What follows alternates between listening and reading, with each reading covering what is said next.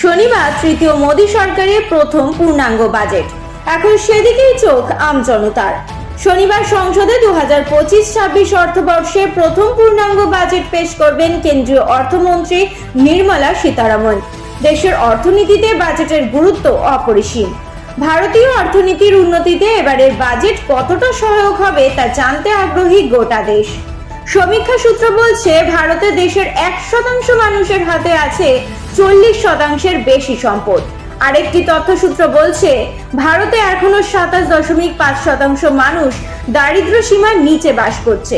অর্থাৎ এক শ্রেণীর মানুষ ক্রমশই ধনী হচ্ছে, আর এক শ্রেণীর মানুষ নিজেদের দৈনন্দিন জীবিকা নির্বাহে এখনো আর্থিকভাবে দুর্বল, যা থেকে সমাজের আর্থিক বৈষম্য চূড়ান্তভাবে স্পষ্ট। সম্প্রতি ভারতে পণ্যের চাহিদা কমেছে, ফলে হ্রাস পাচ্ছে জিডিপি বৃদ্ধির হার। ফলস্বরূপ বাণিজ্যিক সংস্থাগুলোর আর্থিক লাভে ভাটা, শেয়ার বাজারের সূচকের পতন ক্রমবর্ধমান। মুখ ঘুরিয়েছে বিদেশি লগ্নিকারীরা, তার সঙ্গে পাল্লা দিয়ে বাড়ছে দ্রব্যমূল্য। হিমশিম খাচ্ছে সাধারণ মানুষ। স্বাভাবিকভাবেই নতুন বছরের নতুন বাজেট ভারতের আর্থিক মন্দা কাটাতে কতটা সাহায্য করবে তা জানতে আগ্রহী ব্যবসায়ী মহল সহ সাধারণ মানুষ। বিশেষত পশ্চিমবঙ্গ কতটা আর্থিক সহায়তা পায় সেদিকেও নজর রাজ্যবাসীর।